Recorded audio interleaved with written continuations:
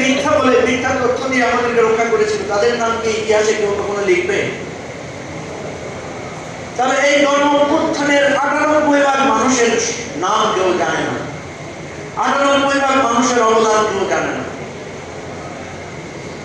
প্রিয় ভাই বন্ধুগণ, আমার খুব কষ্ট লাগে যে এত বড় একটা অভ্যুত্থান, এত বড় একটা গণ অভ্যুত্থানকে যখন আমরা ক্ষুদ্র করে ফেলি, তখন যখন এটাকে একটা ক্ষুদ্র একটা স্বার্থে নিয়ে যাই, তখন মূলত আমরা আমাদেরকে ছোট করে ফেলি। আপনারা দেখেন,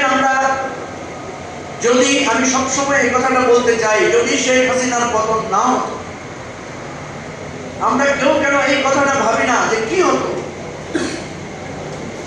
আমি সেদিন, আমি আর সাকিব ভাই, রুবেলও ছিল, আমরা বাবলু ভাইও ছিলেন, আমরা আবু সাইদের বাড়িতে গিয়েছিলাম। আমরা দেখলাম আবু সাইদের বাড়ির একটা রাস্তা তৈরি করা হয়েছে, বোঝা যাচ্ছে এটা একটা তাৎক্ষণিক রাস্তা বানানো হয়েছে। আচ্ছা, চিন্তা করে দেখুন তো, যদি শেখ হাসিনা পতন না হতো, আবু সাইদের পরিবারের বাইরে কি রাস্তা তৈরি করা হতো না? আবু সাইদের বাড়িটা একটা শ্মশান ভূমিতে পরিণত হতো। আবু সাইদকে এই বাংলাদেশের একটা জঙ্গি হিসাবে চিহ্নিত করা হতো। আমাদের শহীদ পরিবার আহতরা আজকে জাহাজারি করছেন, এদের কাউকে কেউ পরিচয় দিত না যে এরা এই অভ্যুত্থানের শক্তি ছিল। বরং আজকে ওই সমস্ত পুলিশদেরকে বীর পদক দেওয়া হতো যারা আমাদের উপর গুলি চালিয়েছিল। এই প্রেস ক্লাবের সামনে দাঁড়িয়ে, ইন্টারনেট ছিল না বলে অনেক ছবি হয়তো আমাদের কাছে নাই, একটা ছোট্ট ভিডিও আমি পেয়েছি যেখানে আমরা দাঁড়ানো, আমরা দেখছি পেছন থেকে গুলি করার পরে পাশে এসে কিভাবে সাউন্ড গ্রেনেড ফেলার পরে কি পরিস্থিতি হয়েছিল। আরো একটা অর্জন আছে, সেটা হচ্ছে শেখ হাসিনা ভারতে পালাইছে। এটা একটা বড় অর্জন। শেখ হাসিনা যদি অন্য কোথাও যাইতো, আমাদের অর্জনটা এত বেশি হইত না।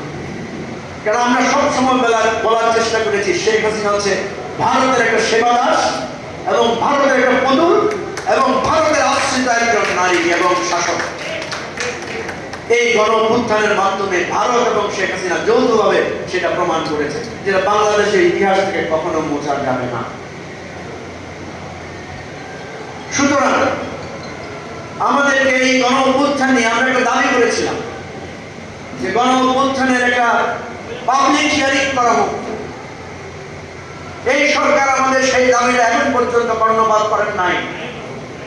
একটা পাবলিক হিয়ারিং হোক, দিনের পর দিন সবাই এসে সেখানে তার গল্পগুলো বলে যাবে, সে কিভাবে নির্যাতিত হয়েছিল, সে কিভাবে ভূমিকা রেখেছিল, সে সেদিন কি করেছিল, এই গণ অভ্যুত্থানে তাকে কে কথা দিয়েছিল।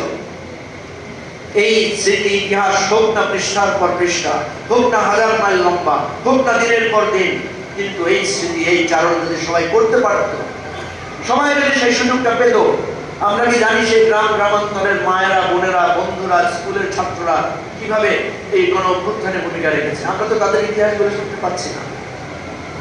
আমরা তো খুব লিমিটেড জায়গায় ফোকাস হয়ে যাচ্ছি। এই সরকার এত কিছু করতে পারে, তারা কি একটা ছোট্ট কমিশন করতে পারে না আলাদা করে, যেটার কাজ হবে প্রতিদিন তারা ১০০ করে লোকের শুধু তাদের বয়ান শুনবে, বর্ণনা শুনবে, এই গণ অভ্যুত্থানে তার স্মৃতি শুনবে।